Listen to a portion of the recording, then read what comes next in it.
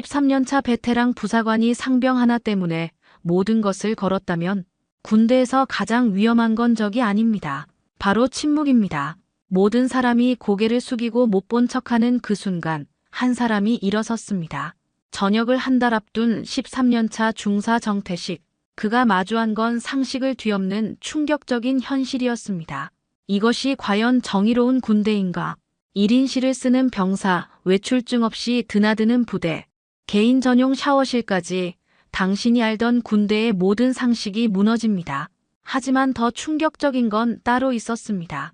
이 모든 특혜 뒤에 숨겨진 거대한 권력의 그림자와 그것을 막으려는 한 사람의 절대 굴복하지 않는 의지. 정의와 현실 사이에서 선택해야 하는 순간 당신이라면 어떻게 하시겠습니까? 지금부터 시작되는 이야기는 단순한 군대 이야기가 아닙니다. 우리 모두의 용기에 관한 이야기입니다. 1초밖에 걸리지 않는 구독과 좋아요 눌러주시면 이야기가 더 재미있으실 거예요. 그럼 지금부터 시작합니다. 오전 8시 정태식 중사는 생활관 복도를 따라 걸으며 일과 점검을 시작했습니다. 13년간 몸에 밴 습관처럼 발걸음은 일정했고 눈빛은 예리했죠. 각 생활반 앞을 지날 때마다 자연스럽게 시선을 돌려 내부를 훑어보는 것도 마찬가지였습니다. 그런데 오늘은 뭔가 달랐어요. 최선우 상병의 생활반 앞에서 발걸음이 멈췄습니다. 문이 살짝 열려 있었는데 안을 들여다보니 침대가 깔끔하게 정리되어 있었어요. 너무 깔끔했죠. 마치 아무도 잠들지 않았던 것처럼요. 정태식은 고개를 갸웃거렸습니다. 분명 어젯밤 점호 때까지 최선우는 자리에 있었는데 말이죠. 아침 점호도 정상적으로 받았고요. 그런데 왜 침대는 이렇게 완벽할까요? 보통 기상 후에는 아무리 정리해도 미세한 흔적이 남기 마련인데 이건 마치 처음부터 사용하지 않은 것 같았습니다. 복도 끝에서 웃음소리가 들려왔어요. 정태식이 고개를 돌리니 최선우가 문하영 하사와 대화하고 있었습니다. 최선우의 목소리가 복도에 울려 퍼졌죠. 하사님, 물 좀 갖다 주세요. 엄마가 어제 얘기했을 텐데요. 정태식의 눈썹이 꿈틀거렸습니다. 상병이 하사에게 물을 가져다 달라고 부탁한다고요? 그것도 마치 당연한 일인 양 말이죠. 더 이상했던 건 문하영의 반응이었어요. 당황스러워하면서도 결국 정수기 쪽으로 향하는 모습이었습니다. 부대 안은 평소처럼 조용했습니다. 병사들은 각자 주어진 임무를 묵묵히 수행하고 있었고 간부들도 일상적인 업무에 집중하고 있었죠. 하지만 정태식에게는 뭔가 어긋나 있다는 느낌이 계속 맴돌았어요.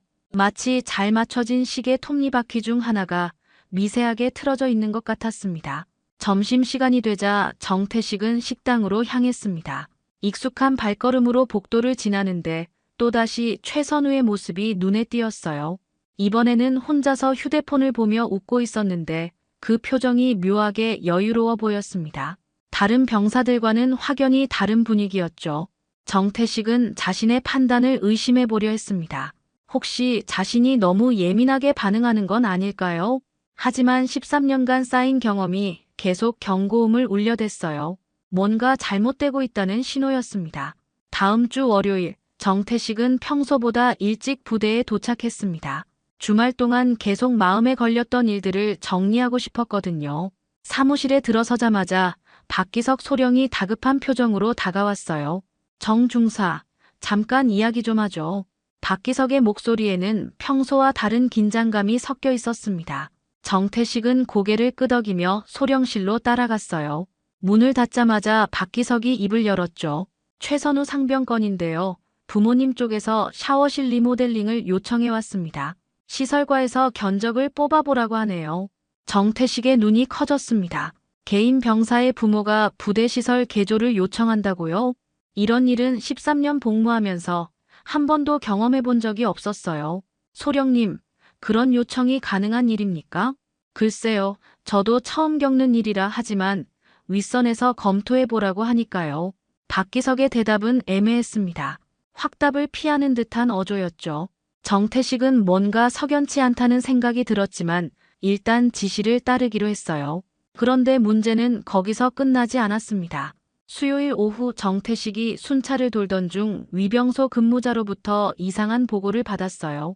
중사님, 최선우 상병이 외출증 없이 나갔다가 방금 들어왔습니다.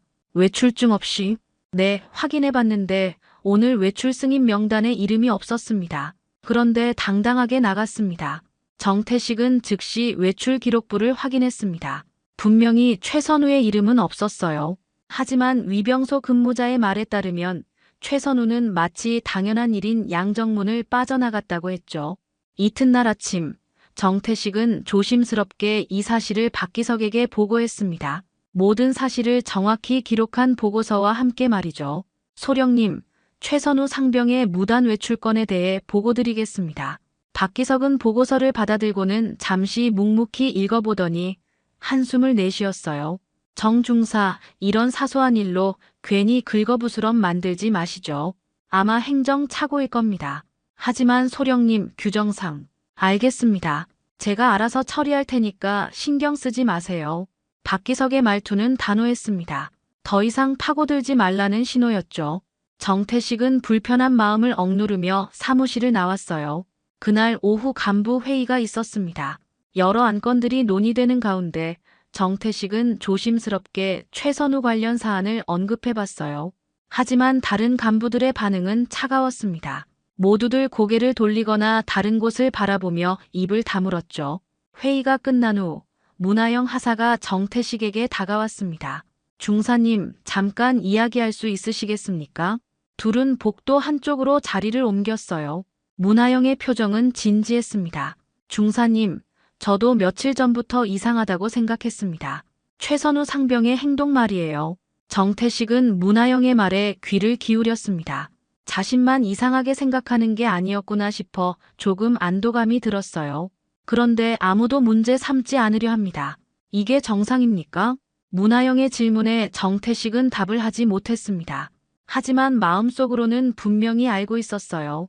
이건 정상이 아니라고 말이죠. 그날 밤 정태식은 관사에서 잠을 이루지 못했습니다. 침대에 누워 천장을 바라보며 하루 종일 겪었던 일들을 되짚어봤어요.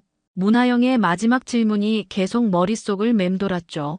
이게 정상입니까? 정태식은 침실 책상으로 가서 노트북을 켰습니다.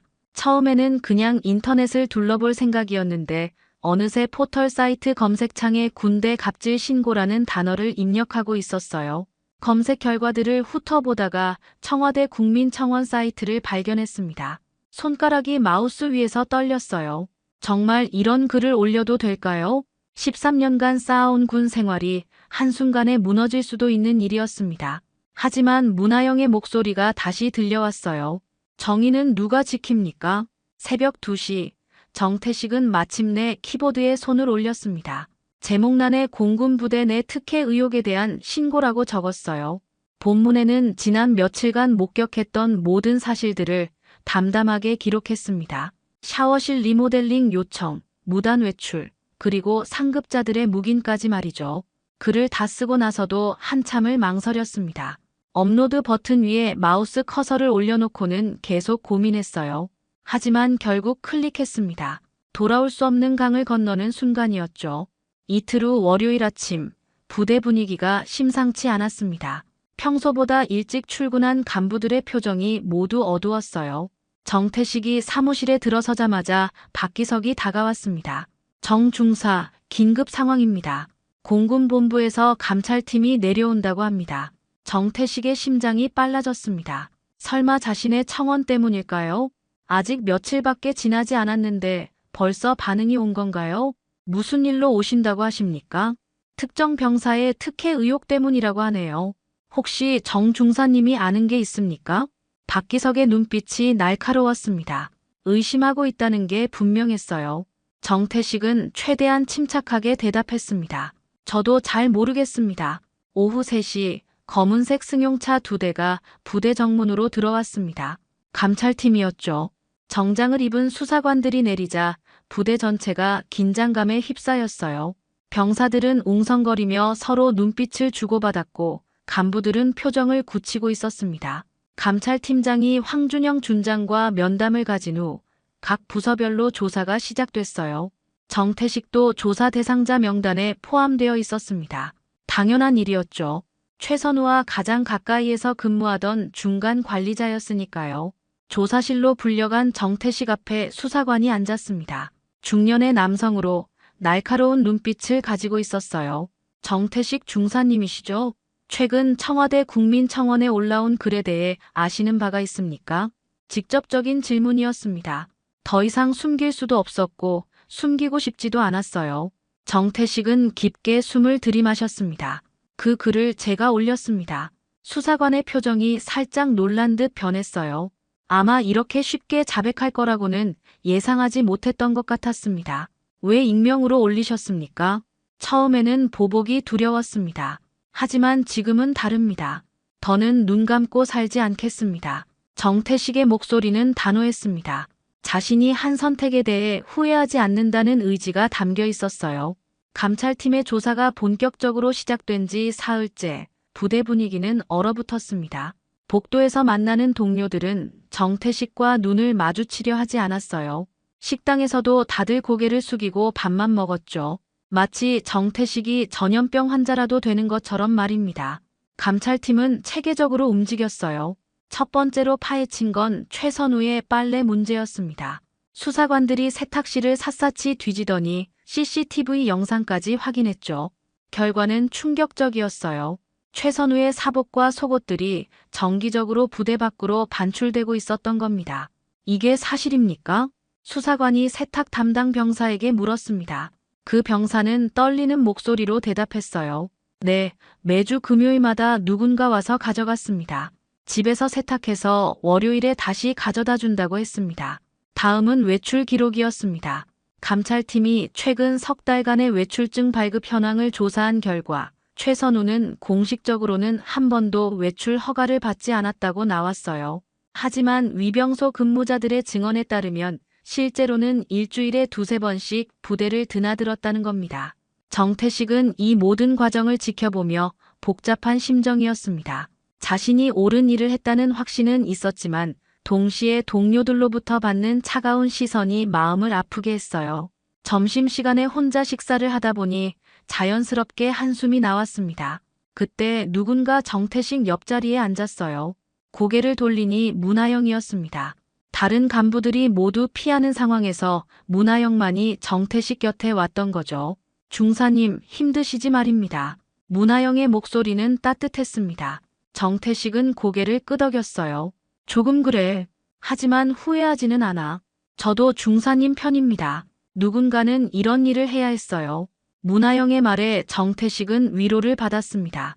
완전히 혼자가 아니라는 사실만으로도 큰 힘이 됐어요. 감찰팀이 가장 집중적으로 파고든 건 샤워실 리모델링 건이었습니다. 시설과에서 뽑은 견적서를 보니 총 공사비가 3천만 원에 달했어요.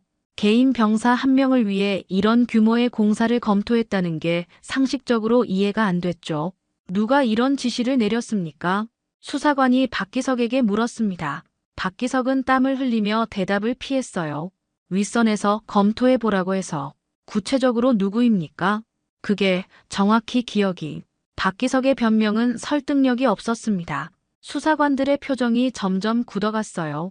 이런 상황 속에서도 정태식은 자신의 일과를 성실히 수행했습니다. 매일 부대 순찰을 돌고 업무 일지를 꼼꼼히 작성했어요.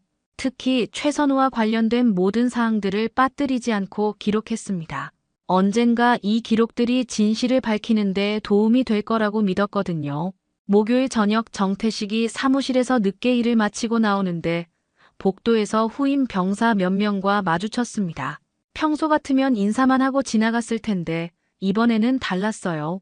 중사님, 한 병사가 조심스럽게 말을 걸었습니다. 저희 중사님처럼 되고 싶었습니다. 옳은 일을 하는 군인이 되고 싶었습니다. 다른 병사도 고개를 끄덕였습니다. 처음에는 왜 이런 일을 벌이냐고 생각했는데 지금은 알 것 같습니다. 이게 진짜 군인다운 것 같습니다. 정태식의 눈시울이 뜨거워졌습니다. 동료 간부들에게는 외면당했지만 정작 가장 중요한 사람들인 병사들이 자신을 이해해주고 있었던 거예요. 이들을 위해서라도 끝까지 버텨야겠다는 생각이 들었습니다. 일주일 후 예상치 못한 변화가 찾아왔습니다. 공군본부에서 직접 수사팀을 파견한다는 통보가 왔어요. 기존 감찰팀의 조사 권한을 모두 회수하고 본부 직속 수사관들이 사건을 재조사하겠다는 내용이었죠. 정태식은 이 소식을 들으며 묘한 예감이 들었습니다. 화요일 오전 부대 전체가 발칵 뒤집혔어요. 언론에서 이 사건을 대대적으로 보도하기 시작한 겁니다. 재벌가 아들 군대 특혜 의혹이라는 제목으로 주요 포털 사이트 메인에 기사가 떴죠. 댓글창은 순식간에 분노로 가득 찼습니다. 더 충격적인 소식은 그날 저녁에 들려왔어요. 최선우의 아버지인 나이스그룹 부회장이 긴급 기자회견을 열어 모든 직책에서 사퇴한다고 발표한 겁니다. 텔레비전 화면 속 그의 모습은 초라했어요. 고개를 숙인 채 사과문을 읽는 모습이 며칠 전까지의 권위적인 모습과는 너무나 달랐죠. 아들의 잘못된 행동으로 국민 여러분께 심려를 끼쳐드린 점 진심으로 사과드립니다. 정태식은 이 장면을 보며 복잡한 감정이 들었습니다. 자신이 시작한 일이 이렇게 큰 파장을 불러올 줄은 몰랐거든요. 하지만 동시에 정의가 실현되고 있다는 생각도 들었어요. 그런데 기대와 달리 수사 결과는 실망스러웠습니다. 한 달 후 발표된 군 검찰의 최종 의견서를 보니 대부분이 불기소 처분이었어요. 샤워실 리모델링 건은 단순 검토 요청으로 실제 공사가 이루어지지 않았다는 이유로, 빨래 반출 건은 명확한 규정 위반 사실을 입증하기 어렵다는 이유로 무혐의 처리됐죠.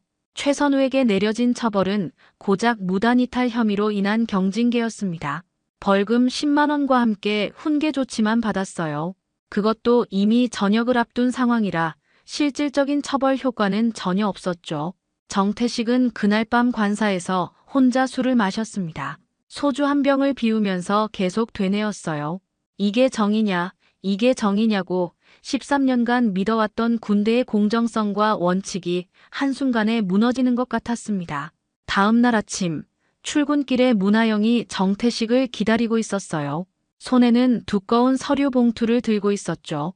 중사님, 이거 보십시오. 문하영이 건넨 서류는 감찰팀에서 작성한 최종 보고서였습니다.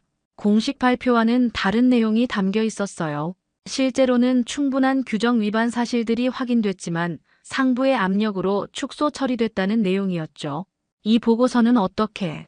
감찰팀장이 개인적으로 전해달라고 했습니다. 공식적으로는 공개할 수 없지만 진실은 기록되어야 한다면서요.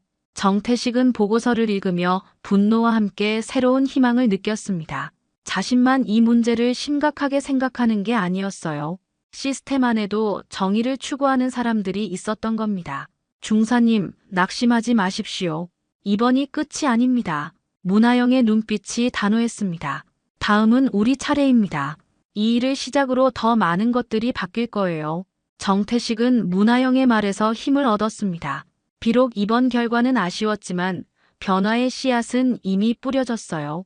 그리고 그 씨앗을 키워갈 동료들이 있다는 사실이 무엇보다 소중했습니다. 한 달이 지난 어느 금요일, 예상치 못한 반전이 일어났습니다. 국정감사 준비 과정에서 국회의원실이 독자적으로 수집한 자료 중에 폭탄급 내용이 발견된 거예요. 박기석 소령이 최선우 가족으로부터 고급 음식점에서 접대를 받았다는 신용카드 결제 내역과 함께 골프장 이용 기록까지 나온 겁니다. 정태식이 이 소식을 들은 건 뉴스를 통해서였어요. 저녁 9시 메인 뉴스에서 앵커가 차분한 목소리로 읽어내려가는 보도 내용을 듣는 순간 온몸에 전류가 흐르는 것 같았습니다. 공군 방공여단 박기석 소령이 특혜 논란의 당사자 가족과 수차례 식사 및 골프 모임을 가진 것으로 확인됐습니다. 월요일 아침, 부대 분위기는 완전히 달라져 있었어요. 그동안 입을 다물고 있던 병사들이 하나둘씩 용기를 내기 시작했죠. 첫 번째로 나선 건 취사병이었습니다. 실제로 박기석 소령님이 최선우 상병에게만 특별 메뉴를 허용하라고 지시하셨습니다. 이어서 위병소 근무자도 증언에 나섰어요. 외출증 없이 나가는 최선우 상병을 제지하려고 했는데 박 소령님이 직접 전화해서 그냥 보내주라고 하셨습니다. 증언은 꼬리에 꼬리를 물고 이어졌습니다. 정비병, 통신병, 심지어 행정병까지 저마다의 목격담을 쏟아냈어요. 그동안 각자의 가슴 속에 담아두었던 불만과 의분이 한꺼번에 터져 나오는 것 같았죠.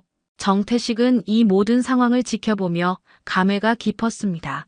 자신이 혼자 시작한 일이 이제는 부대 전체의 목소리가 되어 있었거든요.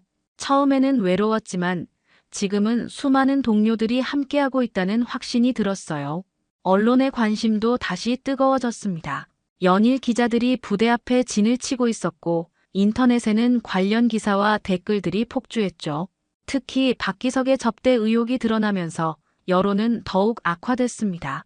이게 바로 군대 썩은 물이다. 서로 결탁해서 특혜 봐주기 하는 거 아니냐. 처음부터 다 짜고 치는 고스톱이었구나. 수요일에는 더 큰 폭탄이 터졌어요. 국정감사에서 황준영 준장도 징계심의 대상에 포함시키겠다는 국방부의 발표가 나온 겁니다. 여단장까지 연루됐다는 사실에 부대원들은 충격을 감추지 못했죠. 정태식은 그날 오후 문하영과 함께 부대 뒤편 벤치에 앉았습니다. 두 사람 모두 말없이 멀리 보이는 산을 바라보고 있었어요. 중사님, 이 모든 게 중사님이 시작하신 일입니다. 문하영이 먼저 입을 열었습니다. 처음에는 작은 용기였지만 지금은 부대 전체가 바뀌고 있어요. 앞으로는 누구도 이런 식으로 특혜를 받을 수 없을 겁니다. 정태식은 고개를 끄덕였어요. 실제로 부대 내 분위기가 완전히 달라진 게 느껴졌거든요. 병사들이 더 이상 불의 앞에서 침묵하지 않게 됐고 간부들도 원칙과 규정을 더 엄격하게 지키려고 노력하고 있었죠. 그날 저녁 국방부에서 발표한 군 내부 갑질 근절 종합대책에는 정태식이 제기했던 문제들이 고스란히 반영되어 있었습니다. 특혜 신고 시스템 강화, 투명한 조사 절차 마련, 그리고 무엇보다 내부 고발자 보호 제도의 확립이었어요. 정태식은 그 순간 깨달았습니다. 자신의 작은 용기가 결국 전체 시스템을 움직이는 거대한 변화의 시작점이 됐다는 걸 말이죠. 2달 후 정태식의 저녁일이 다가왔습니다. 13년간의 군 생활을 마무리하는 날이었어요. 평소 같으면 아쉬움이 클 텐데 이번에는 묘하게 홀가분한 마음이 들었습니다. 자신이 해야 할 일을 다 마쳤다는 만족감 때문이었죠. 저녁 일주일 전 정태식에게 예상치 못한 연락이 왔어요. 국방부 인권 담당관실에서 전화가 온 겁니다. 국방인권위원회의 외부 자문관으로 활동해달라는 제안이었죠. 정태식 중사님의 용기 있는 행동이 군 전체에 긍정적인 변화를 이끌어냈습니다. 앞으로도 이런 변화를 지속하는 데 도움을 주셨으면 합니다. 정태식은 잠시 고민했어요. 저녁 후에는 조용히 지내고 싶었거든요. 하지만 문하영의 말이 떠올랐습니다. 다음은 우리 차례입니다. 변화를 지속시키는 것도 자신의 몫이라는 생각이 들었죠. 좋습니다. 기꺼이 도움이 되겠습니다. 저녁 사흘 전 부대에서는 정태식을 위한 작은 송별회가 열렸어요. 처음에는 간부들만 참석할 예정이었는데 병사들까지 모두 모였습니다. 식당에 모인 부대원들의 표정은 진지했어요. 박기석의 후임으로 온 김태현 소령이 마이크를 잡았습니다. 정태식 중사 덕분에 우리 부대가 완전히 달라졌습니다. 이제는 계급이나 배경에 관계없이 모든 장병이 동등하게 대우받는 부대가 됐어요. 실제로 변화는 눈에 띄게 나타났습니다. 병사들이 부당한 대우를 받으면 즉시 신고하는 시스템이 자리 잡았고 간부들도 원칙과 규정을 철저히 지키게 됐죠. 무엇보다 힘있는 병사라는 개념 자체가 사라졌어요. 이제는 규칙과 동료를 존중하는 병사가 모범이 되는 부대로 바뀐 겁니다. 송별회가 끝난 후 문하영이 정태식을 따로 불렀어요. 둘은 부대 뒤편 정자에서 마지막 대화를 나눴습니다. 석양이 지는 하늘이 유난히 붉었죠. 중사님, 정말 고맙습니다. 문하영의 목소리가 떨렸어요. 눈시울도 빨갛게 달아올라 있었습니다. 중사님 덕분에 제가 바뀌었습니다. 처음에는 그냥 시키는 대로만 하면 된다고 생각했었습니다. 하지만 중사님을 보면서 깨달았어요. 진짜 군인은 정의를 실천하는 사람이라는 걸 말입니다. 정태식도 목이 메었습니다. 자신의 행동이 후임에게 이런 영향을 줬다는 사실이 무엇보다 뿌듯했어요. 문하사가 앞으로 이 부대를 더 좋게 만들 거야. 나는 믿는다. 네, 중사님이 시작하신 변화를 계속 이어가겠습니다. 앞으로는 누구도 부당한 대우를 받지 않는 부대로 만들어 보겠습니다. 저녁 당일, 정태식은 13년간 신었던 낡은 전투화를 벗었습니다. 그리고 문하영과 마지막 악수를 나눴어요. 두 사람의 손이 맞닿는 순간 과거의 정태식은 끝나고 새로운 정태식이 시작되는 것 같았습니다. 앞으로도 연락하겠습니다. 중사님. 나도 문화사가 부대가 어떻게 발전시키는지 궁금할 거야. 정태식은 부대 정문을 나서며 뒤돌아봤어요. 13년 동안 자신을 키워준 곳이자 마지막에는 자신이 변화시킨 곳이기도 했죠.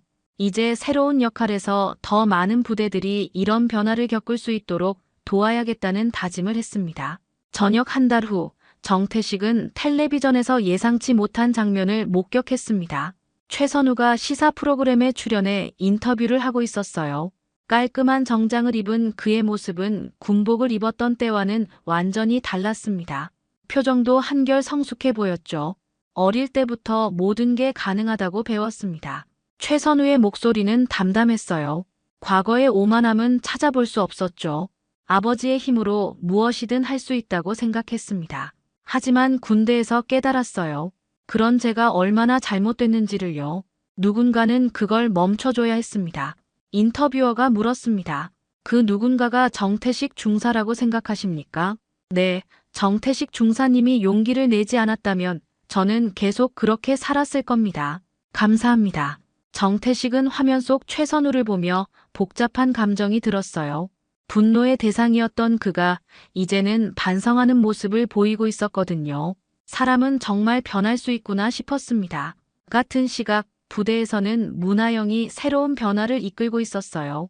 정태식의 뒤를 이어 부대 내 인권 개선 담당자로 임명된 문하영은 매주 병사들과의 소통 시간을 만들었습니다. 작은 불만이라도 즉시 해결할 수 있는 시스템을 구축한 거죠. 하사님, 식당 배식 시간을 조금 늘리면 좋을 것 같습니다. 한 병사가 조심스럽게 건의했습니다. 예전 같으면 묻어둘 일이었지만 이제는 달랐어요. 좋은 의견입니다. 내일부터 시행해 보겠습니다. 문하영의 대답은 즉답이었어요. 정태식에게 배운 대로 작은 목소리도 귀담아 듣고 실천하는 리더가 되어 있었습니다. 정태식은 국방인권위원회 자문관으로 활동하며 전국의 여러 부대를 돌아다녔어요.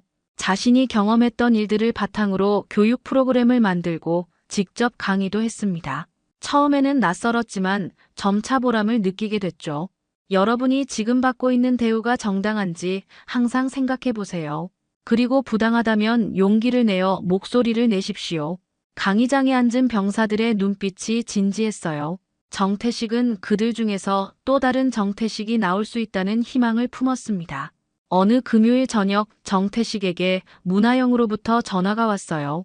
중사님, 좋은 소식이 있습니다. 저희 부대가 모범 부대로 선정됐어요.